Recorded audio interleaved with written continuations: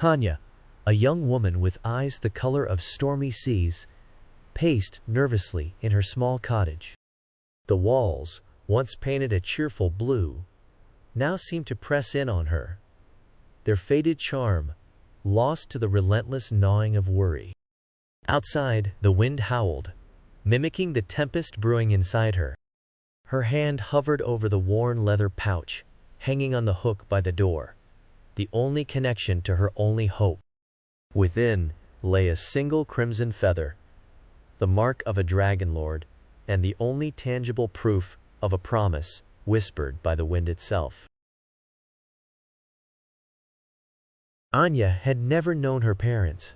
She grew up with her grandmother, an old woman who spoke of a dragon, a great fiery beast that lived on a mountain shrouded in mist and guarded by a powerful magic.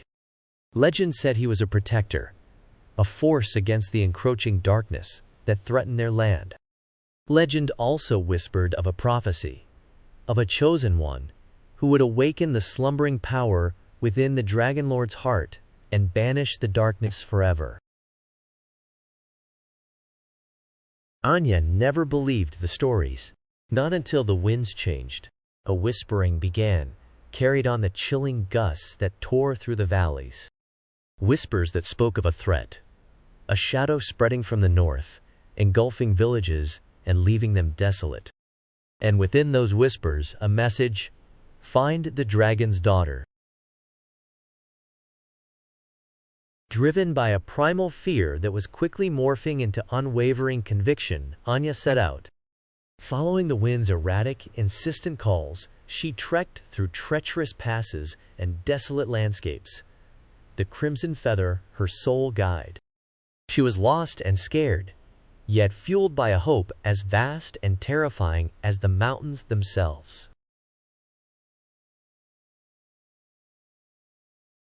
Days turned into weeks, and weeks into a long, relentless journey.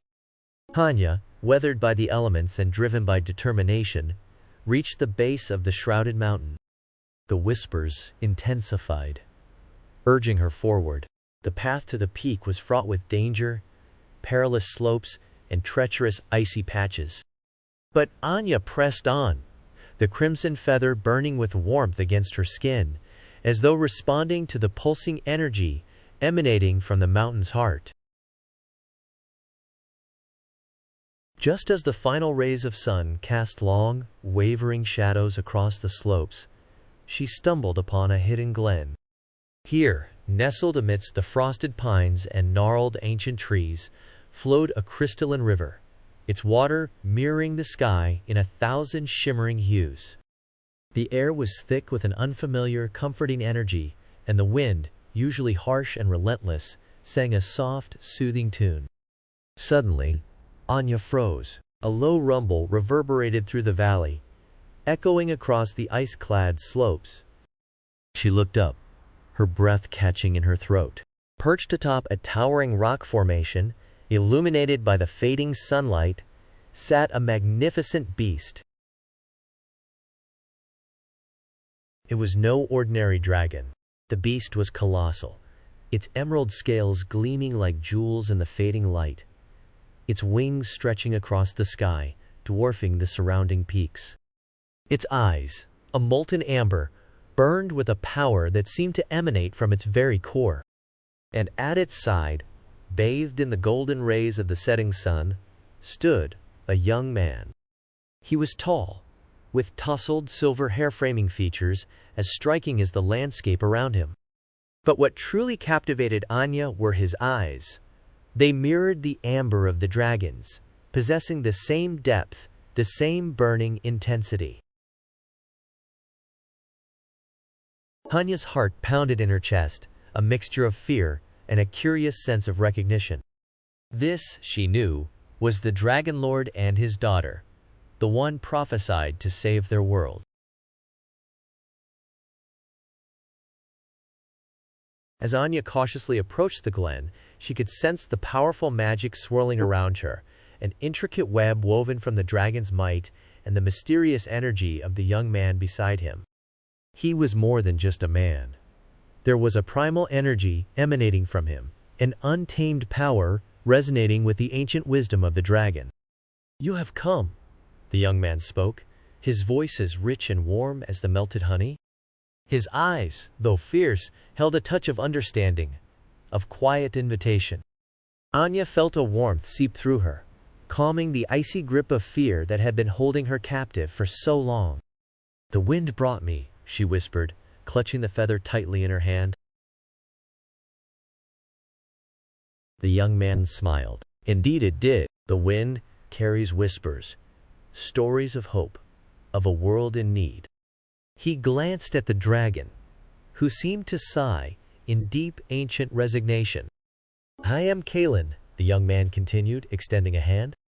"And this is Ember." He nodded towards the majestic dragon, whose fiery gaze settled on Anya with an unnerving intensity. Anya felt a spark of apprehension, but she returned his gesture, feeling an inexplicable urge to reach out. As their fingers touched, she felt a wave of energy flow through her, invigorating her, yet making her uneasy. "Anya," she replied, her voice barely a whisper. "I come bearing a crimson feather, a sign of hope and a promise."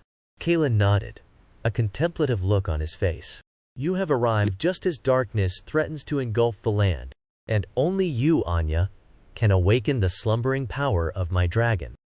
Anya's head swam with disbelief. This was more than a legend.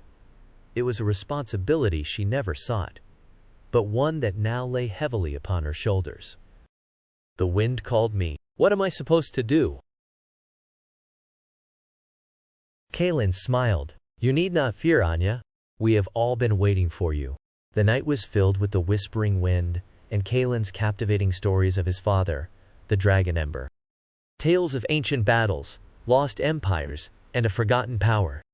Anya listened with rapt attention, feeling a connection to the dragon's history that seemed to echo in her very bones. As she listened to the stories of courage and sacrifice, Anya couldn't help but feel a strange pull towards Kaelen. His eyes, a mirror to the dragon's fiery soul, held an enigmatic depth that mirrored her own fears and aspirations. The wind seemed to sigh its approval as they sat beneath the watchful eyes of Ember, their paths intertwined by fate, the darkness around them a stark reminder of the responsibility that now burdened their hearts.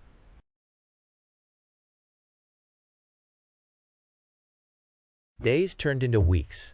Kaelen, ever patient and wise, guided Anya through the trials of her destiny. Ember, initially wary, began to recognize Anya as a force for good, its powerful magic subtly guiding her growth. They trained amidst the frozen peaks, Anya pushing herself beyond her perceived limits, honing her latent abilities. But Anya wasn't just learning magic, she was learning about herself. The fear that had driven her journey slowly receded, replaced by a newfound sense of purpose and strength. And, gradually, a love blossomed between her and Kaelen, as powerful and untamed as the mountain winds, as ancient and enduring as the dragon's fire. He became her mentor, her confidant, and her friend. He told her about the dragon's lineage, the secrets whispered in the heart of the mountain. He spoke of the shadow that was spreading from the north, of the monstrous being who sought to devour the world in darkness. But there were other forces at play. The whispers in the wind hinted at a darkness within Kaelen, a shadow fueled by a power as ancient as the mountain itself. A shadow that threatened to consume him, to turn him into the very monster he sought to defeat. Anya learned of the lineage, of a prophecy foretold generations ago. The dragon's daughter, born of courage and fire, shall face the shadows within. She must embrace the darkness, for it is within the fire's embrace that the true heart of a dragon is forged. Anya knew the weight of this prophecy lay heavy on Kaelen.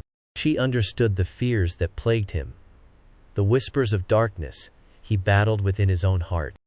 And, with a fierceness that rivaled the fire in Ember's eyes, she resolved to face the darkness with him. The night they shared in the hidden glen was marked by an eerie stillness. A thin veil of mist clung to the mountain slopes, muffling the whispers of the wind, making the glen feel like an island in the churning sea of a dark prophecy. Kaelen held Anya close, his touch a silent language they understood better than words. They sat on a mossy outcrop overlooking the shimmering river, its icy surface reflecting the moonlight like a shattered mirror.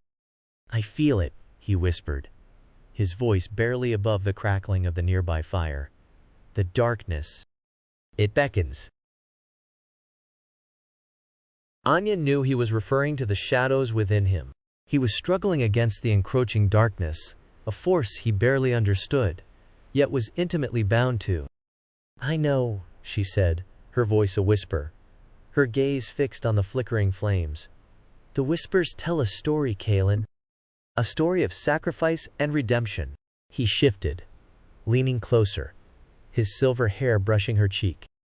"The prophecy, it haunts me," he confessed, the fear in his voice tangible, almost a tangible entity, in the silence of the night.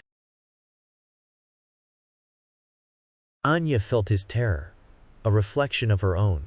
The darkness within Kaelen, a fearsome beast they both had to confront. She had to face it with him, not just as his lover, but as the daughter of prophecy. Anya held him close, her touch a promise. "You are not alone, Kaelen." Her voice held the steel of a dragon's scales and the warmth of embers, a promise to him and to the prophecy. "The whispers call to me too. I am the dragon's daughter, not just of your fire, but of your heart. We are in this together."